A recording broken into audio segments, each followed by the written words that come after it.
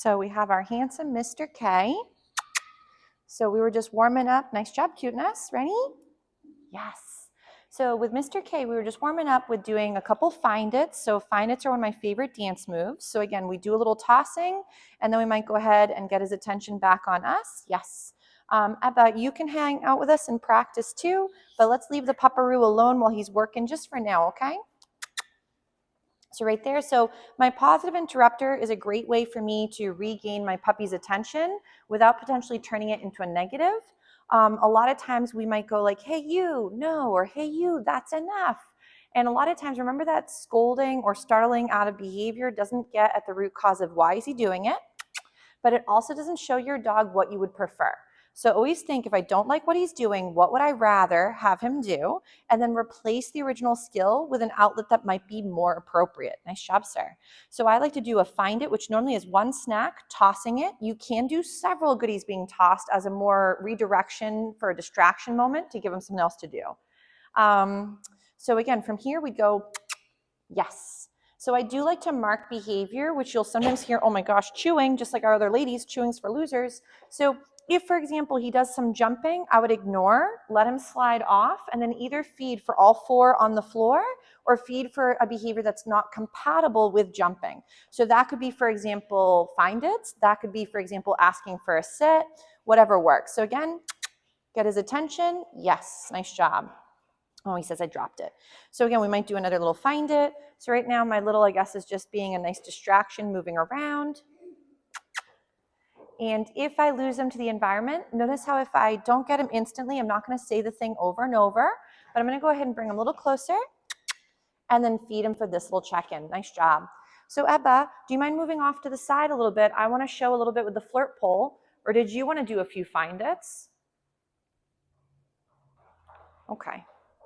So with Mr. Handsome, I know you guys had mentioned that he had some trouble that when he grabs something he's not supposed to have, that he did get overwhelmed and he showed some resource guarding behavior. So resource guarding is a very natural dog behavior, but it can be problematic for obviously us as people and for other dogs and other animals. So resource guarding is a way that your dog would be able to take an item and say, no thanks, I'm feeling overwhelmed and I'd like to have it. Obviously, it can create a lot of conflict for the human-dog relationship. So how we deal with it will either make it better or worse. So let's say your puppy is mid-enjoying a toy he's allowed to have, and we want to practice, and I'll show you the flirt pole in a little bit. But let's say he's enjoying this item. I might then, mid him playing, go and toss a few snacks at him while he's enjoying his item. So we have discussed this in the past as well with doing the toy exchange game is one I would highly recommend checking out. Also the treat and retreat. So you would be feeding for while your babe is enjoying something of lower value, let's say his food, and you would go over and toss a few higher value items in and around his bubble and walk on by or approach and disengage. So right now, as he's playing with this toy and there is some food in the middle, I might go and do a little find it and get him to think that letting go has value. If, for example, letting go of something he can have is very hard, how is he going to let go of things he shouldn't have? So we want to make sure that we're practicing letting go is not the end of fun, and that letting go is non-confrontational and doesn't mean the thing always goes away. If we tend to always be like, here's a snack, and then we swipe the item, we by accident are still creating a little trickery moment where then when we try to use the food to get him to relinquish something, he might say no thanks and romp away with the thing he might deem higher value. So again, I'm gonna make my little kissy noise. Yes, nice job, sir. And feed him for that. Ebba, do you mind moving off to the side a little bit? So this is one of my favorite toys. It's called a flirt pole. It is one of the toys that I have had several students rocking. So he is very toy driven, which is wonderful. So getting him to practice playing with the toy and chasing it can be an awesome option. We do want to make sure that when we're playing with the flirt pole, you'll see that I keep the toy low and on the ground. So the reason behind keeping it low, and don't mind my little one, she's just going to be a nice distraction while he's practicing, is the benefit of keeping it low is that when your puppy doesn't quite know how to play this game, we don't want it to go up into the air. Ebba, can you move over a little bit though? Thank you. Is we don't want it to go up into the air and have him land funny. So if your pup doesn't quite know how to play this game, we want to do it safely, especially if he's never done it before.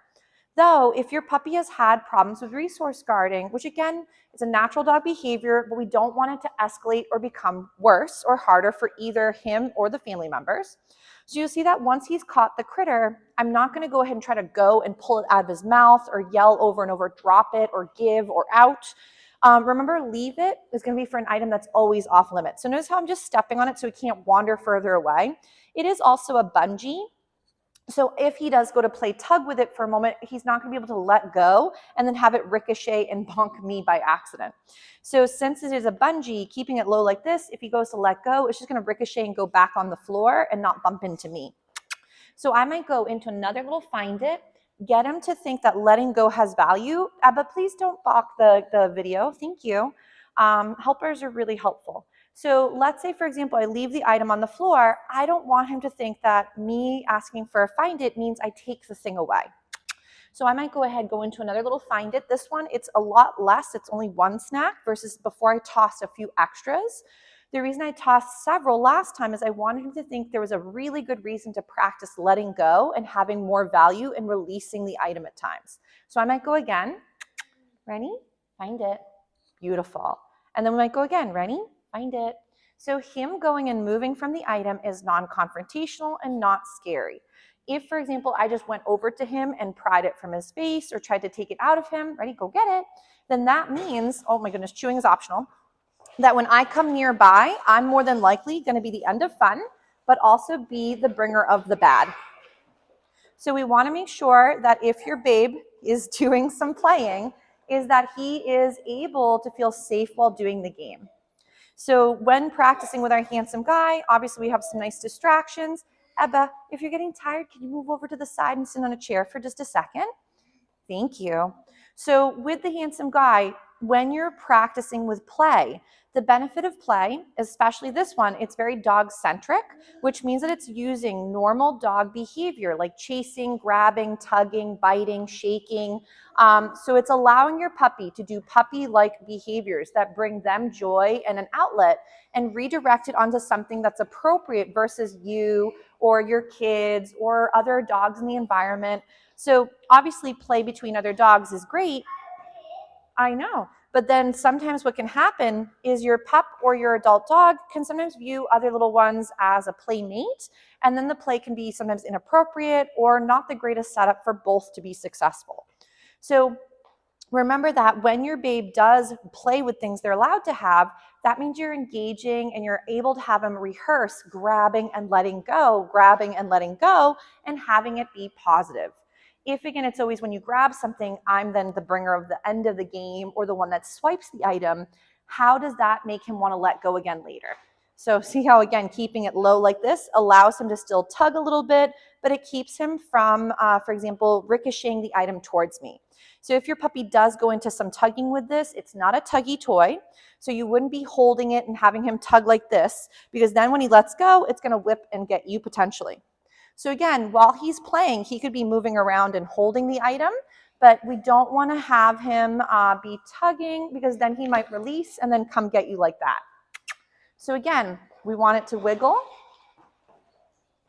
and we want to keep it low on the floor. Nice. So you'll practice either your drop, give, or out as well with items he feels comfortable rocking. I wouldn't for right now, since he's already shown some symptoms of resource guarding, is the way we deal with it will either make things better or worse. So I would not go, and if let's say he grabs, I believe him be, if he goes and grabs something he's not supposed to have, I said leave him be, please. You can look at him, but don't get too close. So with littles, they too have to be reminded as to what is appropriate depending on the individual dog and also what the particular dog might be working on for skill set or for comfort range. So with our handsome guy, he's just going to go grab a little drink. Ebba, please, my lovey, we need to be a listener, okay, if you're going to be mommy's helper. So sometimes my littles are very good helpers and sometimes not always the greatest listener while being a helper, but that's part of the fun. So when you're working with Mr. Handsome, we want to make sure that when he is playing, it's not such a game that gets him so jazzed, there's very little ability to come back from that. So dealing, oh bless you, so dealing with over arousal, he is, I think you mentioned around 3. So he is definitely an adult dog. When your babes are youngsters and they're puppies, that's 5 months and below. 6 months through 18 years to 2 years is again adolescence. Oh my goodness, I guess Ebba running around with all the dust got you going. So for Mr. Handsome, you can see that he is a little bit winded. I don't want to make play. That's fine. But I don't want to make play into a situation where I'm revving the engine so high that he doesn't know how to use the brakes and then be able to slow down before crashing. So if the play tends to be go, go, go, and then he becomes way too jazzed and he starts to mouth you or grab for your clothes or grab for gear, then that means the play is getting way too jazzed and he doesn't even know how to create a slow down or a stop. Ebba, my lovey, you can look, but I don't want you to play with him right now. Okay, thank you. So with Mr. Handsome, can you put it in your elbow? Elbow. There you go. So what I would recommend too is if he enjoys playing, I like to go ahead and ask my dog, are you ready? And then from there, we might get a little check-in. So he could be looking at me. He could be keeping all four on the floor, but I want him to check in and then we can go ahead and play. Ebba, can you move out of Mummy's way so he doesn't crash? So you'll see that again, I keep the, Ebba, my lovey, we're gonna have to listen or we can't be in the video, okay? Can you please move off to the side while Mummy's having him run for now? Thank you. It's fine to play with him a little bit off to the side, but you're almost running right into the same bubble, okay? We have to be careful, all right? So for Mr. Handsome, when we're practicing, we wanna make sure that he is going at a level that he can tolerate and you too. So if he's getting too excitable, we wanna take little breathers. We might go, ready? Into a little find it, help him go sort of from revving the engine to then learning how to put the brakes on, slow down, and then at times even put the car into park and take a little moment to shut the engine off. If we're go, go, go until we're running out of fuel, then at that point your pup is getting really good at going until they're out of fuel and not realizing how to slow it down or take little breaks. So this is something where we would want to practice with him, show him what it's like to get excited and come back from that. It's very nice. So the benefit of this type of play, ready, go get it, is that you're able to get him excited, get some energy out, because he's a very lovely, agile guy. He's got a really nice gait to him. He's very fast. But we want to make sure too that, again, we're not making really dramatic swooshy motions where he might slip and fall. So make sure the only way to practice is sort of take your time in the beginning especially, and then make sure that you have an environment that has traction. Nice job, sir. Ready? Find it. So that way he can kind of, again, work in and out of this arousal and back into settling. Nice job. Because if your puppy can learn how to go from on to off and back and forth, that means when they have a harder time dealing with something, they can come back from that too. So we'll give them a little breather from this lovely exercise. And we'll work a few other little skills as well. Oh my goodness, chewing and walking is hard. Get it all out there, sir. So, but if you're having trouble with other topics, obviously do check in, but I will be sending along both the written materials, visuals, and some other videos other than the ones you're getting of your babes practicing. But for Mr. K, he's really doing a very nice job for his very first rodeo. He's a really awesome little guy, and I know you only had him for so long. He's very new to you guys. So we want to keep working through some of this relationship, and chewing will be something we'll work. Oh, see, it even fell out. Find it. So he'll get better with this chewing, hopefully, too, just like his other lady friends that are in the program as well. So we'll give him a little breather, and we'll do a few more skills with Mr. K.